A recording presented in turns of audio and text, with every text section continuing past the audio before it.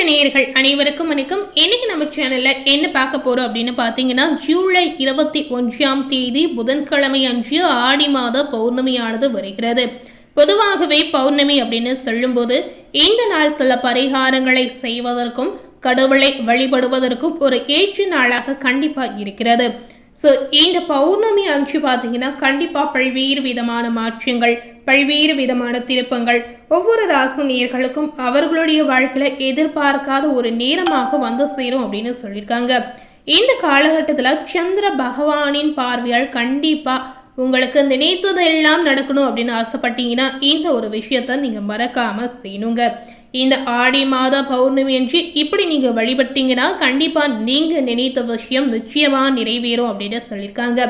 அது மட்டும் இல்லை, இந்த ஆடி பௌர்ணமி நாளிலிருந்து சிம்மம் ராசினியர்களுக்கு என்ன பலன் கிடைத்திருக்கு என்பதையும் நாம் பார்க்கலாம். முதல்ல இந்த ஆடி பௌர்ணமியோட சிறப்பு தெரிந்து கொள்ளலாம். ஆடி பௌர்ணமி அன்று சிவபெருமானுக்கு என்ன செய்வாங்க அப்படின்னு கேட்டீங்கன்னா, திறத்தபால் அபிஷேகம் செய்வாங்க. அது மட்டும் இல்லாமல் கருப்பு பட்டாடை, 100 முத்துகள் கோர்த்த மணிமாலை, கரு ஊமுத்தம் பூமாலை அணிவித்து மூங்கில் அரிசி பாயாசம் படைத்து வழிபட்டு வந்தீங்கன்னா எப்பேற்பட்ட பகையாக இருந்தாலும் விளைகிடும் அப்படின்னு ஐதீக ரீதியாகவே சொல்லியிருக்காங்க. இதனாலதான் ஒவ்வொரு மாதமும் பௌர்ணமி அன்று விரதம் இருந்து விளக்கேற்றி வழிபடுவதால் நற்பலன்களை நீங்க அடைய முடியும் அப்படின்னு சொல்லியிருக்காங்க. இந்த ஆணி மாத பௌர்ணமியில விளக்கு ஏற்றினால் வளமும் நலமும் பெறலாம் அப்படின்னு சொல்லியிருக்காங்க. இந்த பௌர்ணமி விரதம் எப்படி இருக்கணும் என்பதை முழுமையா தெரிந்து கொண்டு அதற்கு ஏற்றவாறு விரதங்களை கண்டிப்பா நீங்க இருக்கலாங்க. பௌர்ணமியில பொதுவாகவே அம்மன் வழிபாடு செய்வாங்க. அம்மன் கோவில்களில் சிறப்பு பூஜை செய்வாங்க. அது மட்டும் இல்ல, அம்மன் கோவில்களில் விளக்கு பூஜை, அன்னதானம் இதையுமே செய்வாங்க. ஸோ இந்த நாள் ரொம்பவே விசேஷமான நாளாக இதனால நம்ம பார்க்கலாம். இந்த பௌர்ணமி அன்று விரத முறை நீங்க நிச்சயமா கடைபிடிக்கலாம். எப்படி கடைபிடிக்கலாம் அப்படின்னு பார்த்தீங்கன்னா, பகல் முழுவதும் உணவு உண்ணாமல் விரதத்தை நீங்க மேற்கொள்ளலாம். மாலையில் கோவில்கள் அல்லது வீட்டில் வழிபாடு மேற்கொண்டு உணவு உண்டு உங்களுடைய விரதத்தை நீங்க நிச்சயமா நிறைவு செய்து கொள்ளலாங்க. இந்த வழிபாட்டின் போது அம்மன் குறித்த பாடலை நீங்க படிக்க செய்யலாம், இல்ல கேட்க செய்யலாம். இந்த மாதிரி பாசிட்டிவான விஷயத்த நீங்க நிச்சயமா செய்யலாம். இந்த ஆடி மாதத்தில் பௌர்ணமியானது பொதுவாகவே உத்திராட நட்சத்திரத்தில் வருகிறது. ஆடி பௌர்ணமி அன்று திருமாலை வழிபாடு செய்வது இன்னும் சிறப்பாகவே சொல்லியிருக்காங்க. இன்றைய தினத்துல நீங்க விளக்கேற்றி வழிபட்டு வந்தீங்கன்னா நினைத்த பார்க்காத அளவிற்கு உங்க வாழ்க்கையில பதவி உயர்வு தேடி வரும் அப்படின்னு சொல்லியிருக்காங்க.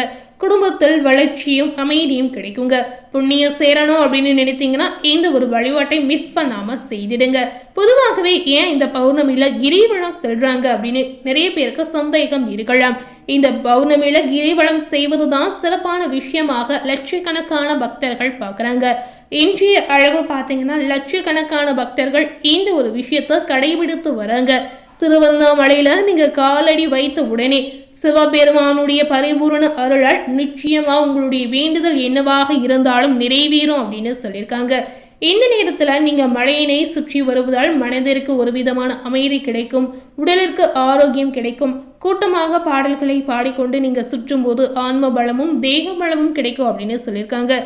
இதுவரை கிரிவலம் செல்லாத நபர்களா இருந்தீங்கன்னா ஒரு முறையாவது திருவண்ணாமலைக்கு நேரில் சென்று மனதார சிவபெருமானை வேண்டிக் கொண்டு நீங்க கிரிவலம் சென்று பாருங்க. அடுத்த நொடியே நீங்க நினைத்த விஷயத்திற்கு ஏதாவது ஒரு மாற்றம் உங்களுக்கு கிடைக்கும் அப்படின்னு சொல்லியிருக்காங்க.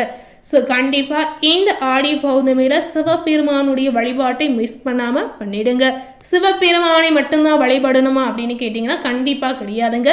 எந்த தெய்வமாக இருந்தாலும் நீங்க வழிபாடு செய்யலாம். சிவபெருமானை செய்து வந்தீங்கன்னா நிச்சயமா நினைத்த விஷயம் உடனடியாக நடக்கும் அப்படின்னு பக்தர்கள் நம்பிக்கையாகவே சொல்லியிருக்காங்க. ஸோ இதனை தொடர்ந்து இந்த ஆடி பௌர்ணமியுடைய தாக்கத்தால் சிம்ம ராசி நேயர்களுக்கு என்ன பலன் கிடைத்திருக்கு என்பதை இப்போ விரிவாக நாம பார்க்கலாம். சிம்ம ராசி நேயர்களுக்கு இந்த ஆடி மாத கிரக நிலைகளை ஆராய்ந்து பார்க்கும் பொழுது இந்த மாத தொடக்கத்தில் உங்களுடைய ராசியில விரையாதிபதியின் சந்திரன் வீழ்ச்சி இருக்கிறார். விரயஸ்தானத்தில் ராசிநாதன் சூரியனோடும் குருவோடும் இணைந்து இருக்கிறார். அஸ்தமத்து சனியின் ஆதிக்கம் இப்போ நடைபெறுது. இதனால பாத்தீங்கன்னா வருவை காட்டிலும் செலவு உங்களுக்கு கூடுதலாக இருக்கும் அப்படின்னு குறிப்பாகவே சொல்லி இருக்காங்க. வருமான பற்றாக்குறை உங்களுக்கு ஏற்படலாம். இரவு பகலாக பாடுபட்டு அதற்குரிய பலன் கிடைப்பது உங்களுக்கு அரிது அப்படின்னு சொல்லியிருக்காங்க. என்னவா நீங்க கடினமா உழைத்தாலும் அதற்கு ஏற்ற பலன் கிடைப்பதற்கு நிச்சயமா உங்களுக்கு தடங்கள் ஏற்படும். இதிலுமே தடை தாமதம் வரும் என்றாலும் தைரியத்தையும் தன்னம்பிக்கையும் விடாமல் நீங்க போராடி வெற்றி பெறக்கூடிய வாய்ப்புகளும் இருக்கிறது. இந்த நேரத்தில் புத ஆதித்ய யோகமானது உருவாகுது. அதோடு பார்த்தீங்கன்னா குருவும் சூரியனும் இணைந்திருக்கக்கூடிய இந்த நேரம் உங்களுடைய இல்லத்தில் சுப செலவு அதிகரிக்கும் அப்படின்னு சொல்லியிருக்காங்க. ஒரு காரியத்தை தொடங்குவதற்கு முன்னாடி பணத்தை வைத்துக்கொண்டு தொடங்க வேண்டியதில்லை அப்படின்னு குறிப்பாகவே சொல்லியிருக்காங்க. ஸோ எதை தொடங்கினாலும் பணத்தை செலவழிக்காமல் யோசிக்காமல் நீங்கள் செயல்படுவது தான் இப்போ நல்லது. காரியத்தை தொடங்கிவிட்டால் பணம் தானாகவே வந்து சேரும் அப்படின்னு சொல்லியிருக்காங்க. சேமிப்பல் சிறிது கரையலாம். ஸோ இதனால என்னடா இது சேமிப்பு கரையுது என்று வருத்தப்பட அவசியம் கிடையாதுங்க. பூமி வாங்குவது, விலை உயர்ந்த பொருட்களை வாங்குவது, தெய்வத்திற்காக செலவிடுவது, சகோதர சகோதரிகளின் கல்யாணத்தை முன்னின்று நடத்தி வைப்பது, இந்த மாதிரி விஷயத்துல நீங்க கவனத்தை செலுத்தி வரலாம். 4, 9 ஆகிய இடங்களுக்கு அதிபதியான செவ்வாய் லாபஸ்தானத்திற்கு வரும்பொழுது பொருளாதார பற்றாக்குறை அகலும் அப்படின்னு சொல்லியிருக்காங்க. புனித பயணங்கள் இப்போ உங்களுக்கு அதிகரிக்கலாம். இந்த நேரம் பார்த்தீங்கன்னா சில நல்ல காரியங்கள் உங்க வாழ்க்கையில நடைபெறும் அப்படின்னு சொல்லியிருக்காங்க. ஆன்மீக நாட்டம் அதிகரிக்கும். எதையுமே திட்டமிட்ட செய்து வெற்றியை பெறுவீங்க. திறமை மிக்கவர்கள் உங்களுக்கு பின்னணியாக இருந்து பல நல்ல காரியங்களை முடித்து கொடுக்கலாம். சொத்துகள் வாங்குவது, விற்பது சம்பந்தமாக நீங்க எடுத்த முயற்சி எதுவாக இருந்தாலும் அதுல பாசிட்டிவான பலனை பெற முடியும். புதிய ஒப்பந்தங்கள் வந்து சேரலாம். தொழிலுக்கான மூலதனம் கிடைக்கும். பஞ்சாயத்துகள் ஏதாவது இருந்தால் சாதகமாக முடியலாம். பாக பிரிவினைக்கு பல முறை முயற்சித்து முடிவடையாத சூழல் இப்போ உங்களுக்கு மாறக்கூடிய ஒரு யோகம் இருக்கிறது. உங்களுடைய ராசிக்கு 3, 10 ஆகிய இடங்களுக்கு அதிபதியான சுக்கிர பகவான் இப்ப நீச்சம் பெறுவது உங்களுக்கு நல்லதல்ல அப்படின்னு சொல்லியிருக்காங்க. சகாய ஸ்தானாதிபதியும் தொழில் ஸ்தானாதிபதியும் விளங்கக்கூடிய சுக்கிரன் நீச்சம் பெறுவதால் தொழில் வளர்ச்சியில குறுக்கீடு அதிகரிக்கும். எதிரிகளின் பலம் இப்ப மேலோங்கும். நினைத்த நேரத்தில் நினைத்ததை செய்ய முடியாது.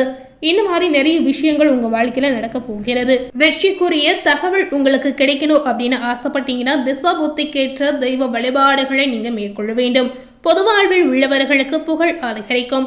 வியாபாரம் மற்றும் தொழில் செய்பவர்களுக்கு தொழிலை விரிவு செய்யும் எண்ணங்கள் இப்ப அதிகரிக்கும். உத்தியோகத்தில் உள்ளவர்களுக்கு எதிர்பார்ப்பு அனைத்துமே நிறைவேறும் அப்படின்னு சொல்லியிருக்காங்க. கலைஞர்களுக்கு தடைப்பட்ட ஒப்பந்தங்கள் தானாக வந்து சேரலாம். மாணவ மணிகளுக்கு படிப்பில் அக்கறை ஏற்படலாம். பெண்களுக்கு பார்த்தீங்கன்னா குடும்ப சுமை இப்ப அதிகரிக்கும். வரவை காட்டிலும் செலவு அதிகமாகவே இருக்கிறது. ஸோ இன்னைக்கு நம்ம சேனல்ல சிம்ம ராசினியர்களுக்கு ஆடி பௌர்ணமி நாளிலிருந்து எப்பேற்பட்ட மாற்றங்கள் நடக்க போகிறது என்பதை விரிவாக பார்த்திருப்பீங்க.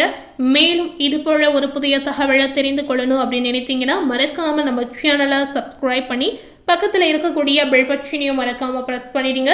நீங்க சப்ஸ்கிரைப் பண்ணால் மட்டுமே நம்ம சேனலில் போடக்கூடிய எல்லா நியூ அப்டேட்டான வீடியோஸும் நீங்கள் உடனுக்குடன் பார்த்து தெரிந்து கொள்ள முடியும். தேங்க்யூ.